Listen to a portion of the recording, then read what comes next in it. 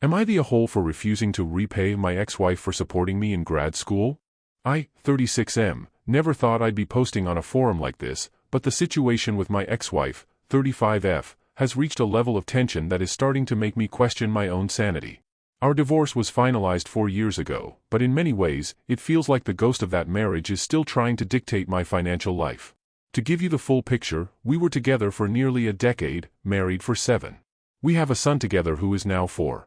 When we first got married, we were both young and figuring things out. She had started her undergraduate degree but hadn't finished. About a year into the marriage, we sat down and looked at our future. We decided that it made sense for her to stop working and finish her degree full-time. For the next 2 years, I was the sole breadwinner. I worked 40 to 50 hours a week, paid every single bill, and handled the bulk of the domestic stuff, cooking, cleaning, car maintenance, so she could focus entirely on her studies. I didn't keep a tab. I didn't see it as, I'm doing this for you so you owe me. I saw it as, I'm doing this for us because that's what a husband does. I was proud of her when she graduated, and she quickly landed a decent job that increased our household income significantly. A few years later, the roles reversed. I had reached a ceiling in my field and needed a graduate degree to move into a high-level executive track. We agreed I'd go back to school full-time for 3 years. During this period, she was the primary earner. However, it wasn't a total mirror image of the first 2 years. I had substantial premarital savings that I poured into our shared expenses to keep us afloat, and I still handled as much of the household work as my program allowed, though I'll admit she took on more of the day-to-day chores than I did during those final intense years. The marriage fell apart during my final year of grad school. I discovered she had been emotionally cheating with a coworker. The just a friend she had been texting late at night turned out to be much more. When I confronted her with the evidence, she didn't deny it. She cried, she apologized, and she begged for marriage counseling. She told me she felt neglected while I was studying. I couldn't get past it. The respect was gone. The trust was a casualty of her choices. I filed for divorce while I was still finishing my degree. To make things more complicated, she was pregnant at the time. Because of the timing of her affair, I insisted on a paternity test. It was a cold, clinical process that she claimed deeply hurt her, but given the circumstances, I wasn't going to sign a birth certificate without certainty. Our son turned out to be mine, and since then, I have been a fully present, active father. In the divorce settlement, I tried to be more than fair. The court ruled that I didn't owe her alimony because of our similar earning potential and the length of the marriage. I was also legally entitled to half the equity in our home. However, she was desperate to keep the house to provide stability for our son. Despite the betrayal, I didn't want my kid growing up in a series of rentals if he didn't have to. I gifted her my entire share of the equity, tens of thousands of dollars, so she could refinance the mortgage in her name only. I walked away with almost nothing but my degree and my car, starting from scratch. Fast forward 4 years. My career has, frankly, exploded. Those 3 years of grad school paid off exactly how I hoped they would. I'm in a high-income bracket, I have a healthy retirement fund, and I've built a very stable life. My ex, however, has stayed stagnant. She is still in the same mid-level role she had when we split. She has since had another child, a daughter, with a man who is no longer in the picture. From what I understand, the father lives in another country and contributes $0 to that child's upbringing. We have 50-50 custody of our son. I pay the court-ordered child support, but I also go above and beyond. I cover 100% of his health insurance, 100% of his private preschool/childcare, and I pay for all his extracurriculars. Because I pay these providers directly, the actual cash transfer that goes into my ex-wife's bank account is relatively small, as the court recognizes I'm already covering the big costs. Last week, she asked to meet for coffee without our son. She looked exhausted. She told me she is 2 months behind on her mortgage payments and the bank is sending notices. She asked me for a temporary loan to get her back on track, citing that she supported me when I had nothing and that it was time I returned the favor. I was taken aback. I asked her how she could be failing to pay the mortgage on a house where she has no equity debt to pay back, thanks to me, and a job that pays a professional salary. She wouldn't give me a budget. She wouldn't show me her expenses. She just kept repeating the word inflation and saying that life is harder for her now. I pressed her, and it became clear that she is using her salary, and potentially the small amount of child support meant for our son, to subsidize the life of her daughter whose father is MIA. She then launched into a long-winded explanation of why I owe her. Her argument is that because I entered my high-paying field after the divorce, she never got to enjoy the fruits of her labor. She claims that by working while I studied, she invested in my career, and now I'm the only one seeing a return on that investment. She says she sacrificed her own career advancement during those 3 years to hold down the fort, and that I'm being cruel and transactional by not helping her now. I told her that her logic was fundamentally flawed. I supported her for 2 years of her degree, and I didn't ask for a return on investment when we divorced. I gave her the house equity, which was a massive financial gift that she seems to have forgotten. Her current financial struggle is largely due to her having another child with a man who doesn't support her, a situation that has nothing to do with me. She got very quiet and then said, "I helped you become the man you are today. You wouldn't have that salary if I hadn't been there to pay the rent while you sat in a library. It's not about the law, it's about what's right." I told her that what was right ended when she stepped outside of our marriage. I told her I would not be giving her a dime outside of our son's needs. I'm not going to fund her household or indirectly pay for another man's child. Now, her family is texting me, calling me a selfish jerk who used her for a degree and threw her away. They say our son will suffer if his mother loses her house. I feel like I'm being blackmailed with my son's living situation for a debt I don't believe I owe. The house feels like a mess, my phone won't stop buzzing, and I'm wondering if I'm being too cold. I feel like I've already paid my debt several times over between the years I supported her and the equity I walked away from. Am I the a-hole? Update 1. I've had a few days to process the coffee meeting and the subsequent fallout. The flying monkeys, her family, haven't stopped. Her sister sent me a long message detailing how stressed my ex is and how it's affecting our son. That's the part that gets to me. If my son is stressed because the lights might go out or they might have to move, that's on me to fix, right? But is the fix give the ex-wife cash or seek primary custody? I decided to check in with a friend who is a family law attorney. He basically laughed when I told him her return on investment theory. Legally, she has zero leg to stand on. In the eyes of the law, the restitution for supporting a spouse through a degree is usually handled via alimony, which the judge already decided wasn't applicable here because I gave her the house. I tried to have one more civil conversation with her over the phone last night. I told her, I'm worried about our son. If you can't afford the house, we need to talk about a long-term solution.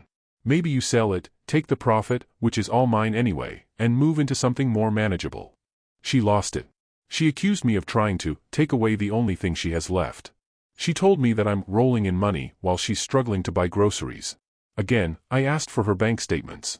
I told her if she showed me she was actually destitute despite working a $65,000 per year job, I'd consider a one-time gift to the mortgage company directly.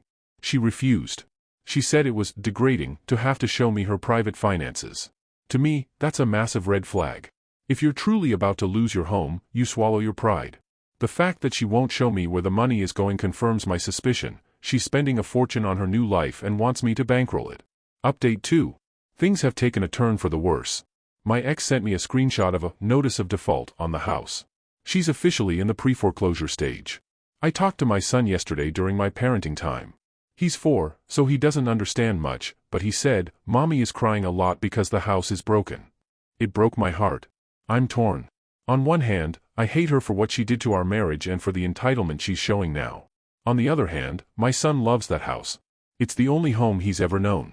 I made a final offer this morning. I told her I would pay the 2 months of arrears directly to the bank. I would not give the money to her.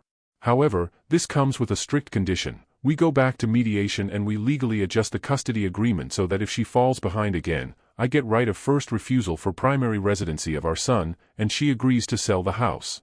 She called me a monster and a predator. She said I'm using her poverty to steal her son. I'm not trying to steal him. I'm trying to ensure he has a roof over his head that isn't dependent on her poor financial choices and her lingering resentment. My conscience is clear regarding the graduate school debt. I paid that back when I gave her the house, but I feel like a villain because I have the power to stop her suffering and I'm putting conditions on it. Update 3. After she rejected my conditional offer and called me every name in the book, I stopped engaging emotionally. I told her all further communication about finances would go through email so there was a record. I also contacted my attorney friend again, this time not for casual advice but to formally retain counsel. I wasn't looking to start a war. I was looking to protect my son. Within a week of her refusing my proposal, I was served with a motion. She filed to modify child support. Her argument was that my income had increased substantially since the divorce and that the current support calculation was unfair given the disparity between our earnings. On paper, that's not unreasonable. Income adjustments can trigger recalculations. What caught my attention was the timing. She was in default on her mortgage and suddenly seeking more cash flow directly into her account.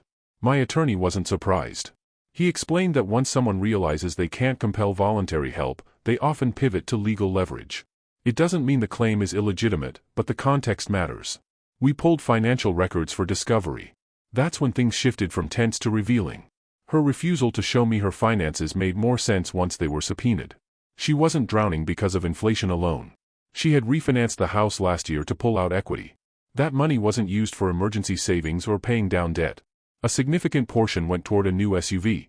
There were also sizable discretionary expenses, vacations, high-end furniture purchases, frequent online shopping. Nothing illegal. Just far beyond what someone on a tight budget should be spending. The most glaring issue was childcare for her daughter. She pays full-time daycare costs that exceed what she earns some months after mortgage and utilities. The father is indeed overseas and contributes nothing. There's no formal child support order in place for that child. Seeing the numbers laid out was clarifying. This wasn't a case of a single mother barely scraping by despite responsible choices.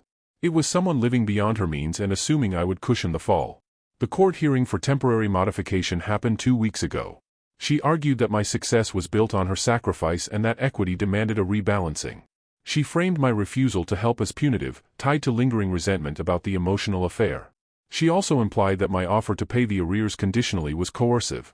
My attorney countered with a straightforward narrative. We presented the timeline of mutual support during the marriage. We emphasized the gifted equity, tens of thousands she received outright. We documented that I already cover healthcare, childcare, and extracurriculars directly, which significantly reduces her financial burden for our son. Then the financial statements were introduced. The judge asked her directly why she refinanced and extracted equity if she was struggling. She gave a vague explanation about consolidating debt and improving quality of life. When pressed about the SUV, she said the old car was unreliable. It might have been, but it was paid off. The new one is not. The temporary ruling did increase my child support modestly due to income recalculation. I expected that. What it did not do was grant her the substantial jump she was requesting. The judge also noted on record that voluntary lifestyle choices do not obligate the other parent to subsidize them. More importantly, the judge addressed housing stability. She asked my ex directly whether she had a concrete plan to cure the default. My ex said she was working on it. That didn't satisfy the court. We were ordered into mediation to create a contingency plan if foreclosure proceeds. Mediation was tense but productive. I made it clear I'm not interested in punishing her or humiliating her. I'm interested in stability for our son. After several hours, we reached an agreement. Here's what it looks like. I paid the 2 months of arrears directly to the lender to stop immediate foreclosure proceedings. Not as a loan. Not as a gift to her. As a payment to protect my son's housing. In exchange, she signed an agreement that if she falls more than 60 days behind again, the house will be listed for sale within 30 days. We also added a right of first refusal clause. If she cannot maintain stable housing, primary residency shifts to me until she re-establishes stability. There was no admission of wrongdoing on either side. Just signatures and exhausted silence. After mediation, she didn't look triumphant or furious. She looked worn down. For the first time since this started, I saw something other than entitlement. I saw someone overwhelmed by the consequences of compounding decisions. That doesn't erase the past. It doesn't erase the affair. It doesn't erase the attempt to frame our marriage as a one-sided investment contract. But it did shift the tone. Her family has gone quiet. I suspect the legal documentation took some of the drama out of the narrative. It's harder to call someone a villain when a judge has reviewed the facts. The bigger question for me has been internal. Am I cold? Am I transactional? I've replayed that accusation in my head more times than I'd like to admit. I don't think protecting boundaries is transactional. I think conflating marriage support with lifetime financial obligation is. During our marriage, we both made choices that benefited the unit. When the unit dissolved, so did the implicit pooling of risk. The court handled equitable distribution. I went beyond what was required by gifting equity. That wasn't strategic. It was about my son having continuity. What I'm not willing to do is underwrite decisions made years after our partnership ended. The most complicated part remains my son. He senses tension even if he doesn't understand it. He asked recently why mommy cries about papers. I told him adults have grown-up problems and that he is safe and loved in both homes. I don't badmouth her. I won't. He deserves 2 parents, not a morality play. There is still a possibility the house will be sold. The market is strong right now. If that happens, she will walk away with substantial equity, again, equity that includes the portion I originally surrendered. That could reset her financially if handled responsibly. I've also quietly started setting aside additional funds in a separate account for my son. Not because I owe her. Because I want insulation from future instability. If primary custody ever shifts, I'll be prepared without scrambling. Our communication has become strictly logistical. Pickup times. School forms. Medical appointments. There's an undercurrent of resentment, but it's contained. A week ago, she texted me something unexpected. She acknowledged that refinancing the house was a mistake. She said she felt pressure to prove she was thriving post-divorce and made choices to project stability instead of building it. It wasn't an apology framed around our past. It was a recognition of her present. I didn't gloat. I told her I appreciate her honesty and that I want both households stable for our son's sake. I don't hate her. I don't want her ruined. I also don't feel responsible for reconstructing her financial life. The graduate school argument hasn't resurfaced since mediation. I think seeing the numbers in black and white made it harder to sustain that narrative. We supported each other when married. That chapter closed. Do I have the financial ability to absorb her mortgage indefinitely? Yes. Would doing so blur lines that took years to redraw? Also yes. If I had handed her cash without conditions, the immediate crisis would have ended, but the underlying pattern would remain. This way, there's accountability built into the solution. There's no cinematic ending here. No dramatic reconciliation. Just paperwork, recalculated payments, and a fragile détente. I don't feel like a monster. I feel like a divorced parent navigating overlapping responsibilities with someone whose priorities don't always align with mine. If the house stabilizes and she manages it well, great. If it doesn't, our son will still have a secure home with me. That's the line I care about. I never wanted our post-divorce relationship to revolve around money. But money exposes values quickly. For me, stability and boundaries sit at the top of that hierarchy. Thanks for watching. Don't forget to like, share, and subscribe to Daily Tales Update for more such stories.